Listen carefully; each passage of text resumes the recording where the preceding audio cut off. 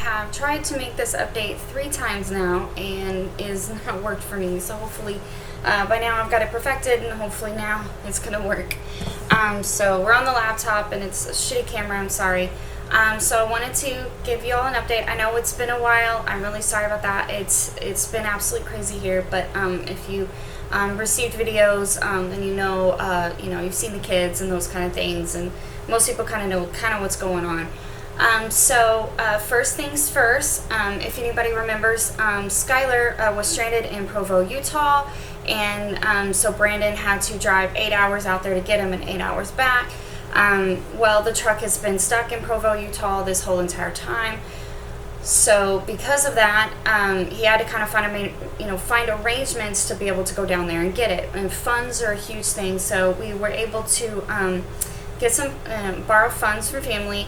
Thanks to Nana, we were able to he was able to go down there and do that. He borrowed a trailer from, I believe it was his boss. It's a folding trailer, so the truck was able to go just right on onto it. So it was very nice. From what I understand, it was simple, and it helped a lot. They hitched it up to Gary's truck, the trailer, and they drove out there yesterday morning. And then they got back really late. It's an 8-hour drive there and an 8-hour drive back, in which he let me know about 5 hours out, coming back, 5 hours back into Caldwell, that they had made it to Idaho, and that they were doing really good. So they made it back last night, so the truck is in Caldwell now. The main reason why we didn't get it fixed while it was in Provo, Utah is because he wanted $1,200 to fix the drive shaft. The drive shaft is basically disintegrated. So it's more like a $400 fix, even if he does it himself, and it's something that, from what I understand, it's really easy to fix. You can Google it, you can YouTube it, whatever. So that's what his plan is to do. And the good thing is he's pretty decent with vehicles.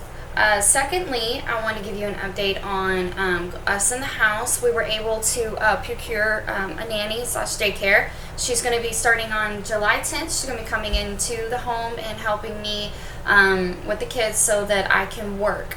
Daycare is a little bit cheaper, but it has a wait list, and it's an outrageous wait list, and I can't wait. So and the person coming here, she needs help. She wants to stay home a little bit more often, and so this allows her to do that. It's only part-time, and so it's going to work out beautifully. It's going to be great. We're going to have a good time here, and I'm going to finally be able to do work, which means more money, and that'll be great too. I did our budget last week, and it looks like we're going to make it even with daycare. So we're just going to have to be really tight on our funds, no eating out, those kind of things. But hey, we're poor. We're used to that. So my truck, I don't know if anybody knows, but I did have, when Skylar left, I have flat tires in my truck. My driver's side was popped, and then my passenger side basically wouldn't even make it down the road. It would have blown. So Uncle Mike and Aunt Sandy, which are on Skylar's side, which is Pam's sister and her husband, they so graciously bought me 2 new tires, and put them on the front of my truck for me, and he aired up my tire, and my spare tire, and he also went and took my truck and got it aligned. It drives so much smoother now. It's like a Cadillac, and I just appreciate it so much. They have no idea what that means to someone like me. Because if it was me doing it by myself, I would have had to have, gone across the street and said, hey, do you have any tires? Because we have Eagle Automotive right across the street. Do you have any new tires for me? Would you mind coming to my driveway and doing it for me in my driveway? Because I don't know that the truck will make it across the street. Or can you drive it across the street? It would have been just a whole ordeal. And they made it so much simpler. They did everything for me. And on top of that, they paid every last bit of it. And I can't thank them enough, because I turned around and used that funds for diapers and food for the house, and that's great. Even though we're getting assistance from the state, it's just not enough. It never really is. But now with Skylar out of the house, I'm thinking that it should be enough. He kind of eats a lot. But he's spending his cash up there for groceries, so it evens out. So I'm hoping to hear from him today. I think they're still asleep, and or they're just getting up. So hopefully we'll be able to video chat with Skylar a little bit later today, and then hopefully I can try to finally get him to make a video for you guys of where he lives and what it's like up there, and just to get to see him. That would be great for everyone. Another kind of development that's happened in the Bennett household that we haven't really gone public with and really let everybody know, but a few days ago, my stepdad Randy, just dad to me, he had a stroke. It was a 3 or 4 stroke, so it was a small stroke, but it has affected him. He had the stroke while he was sitting at the computer, and he was trying to work, and just with all the stress of everything, and partially poor diet, and which, if you're when you're working poor like we are, you get depressed. When you get depressed, you eat, and when you eat, you get unhealthy, and then when you get unhealthy, you have strokes. And so it's kind of the way it works. That man works. He's got to work 60 to 70 hours a week. He's always in the office. So this may be a blessing in disguise. We shall see. Mom said that he's struggling a little bit with things like he can't type, because that's what he was doing at the time, was typing. So that's gone. That memory's gone. But the doctor said it'll be back in about 2 weeks. So everybody, please say your love and prayers, because this puts Dad out of work for weeks, and now there's a possibility Mom may have to go back to work, and she has her own health issues, and so this is, and she does Etsy and those kind of things, but it doesn't make $80,000 a year. So everyone just say a prayer that or your wishes upon a God, or wish upon a star, or whatever it is that you do, and keep them in your thoughts, because this is going to be a really big struggle for them financially, and as well as health and their lifestyle. They're having to probably completely change their lifestyle.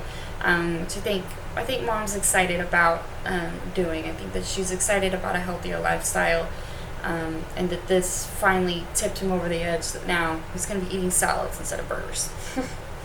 But he is doing much, much, much better. But he is trying to recover some of the things. He does kind of droop a little bit on the right side, I believe. And he can't type, and he can't text, and those kind of things. And so, just everyone just keep them in your thoughts and prayers. Another development is, I don't know if anybody knows Blair. She was a 3-year-old girl who she is in the hospital right now. She had a drowning accident. Her parents are friends of mine on Facebook. Everyone just please say a prayer for her as well, as they fight this battle, because right now she is on an incubator, and she's partially brain dead. But there's some new developments. They were fighting with Children's Medical Center, and Children's Medical Center wanted to cut Blair off from the incubator, and in doing so, they went and got an attorney, and they fought the hospital. Now they're going to keep her in, and thanks to everybody's donations and everybody's funds, they were able to hire the attorney, and also pay for the hospital bills to keep Blair in there. But everyone, if everyone could please quit, please keep donating, and please keep saying prayers. It's helping a lot. And new developments have taken place, and that the hospital is now going to consult with a doctor that specializes in these. That's been working for 55 plus years in brain injuries such as this. So just keep your thoughts and prayers that that's going to work out, and that Blair is going to come out of this. Again, she's a friend of her parents are friends of mine on Facebook. She's a 3-year-old girl in drowning accident. And if you want any kind of updates, it's on Facebook. It's hashtag Fight Like Blair, and it'll pop up everything that you need to know about all her updates. Okay. I'm about to get the boys up and get them something to eat. I will keep you guys posted on everything else that's going on up here. Just wanted to let you know that everything's going okay with that, and just that I haven't broken down yet. I'm keeping strong, and so far everything's actually been okay. I'm keeping the house pretty decently clean, and the chores up. It's just getting work done and everything. That's kind of my struggle. But once daycare starts and nanny starts, then everything should change. But yeah, so I love you guys.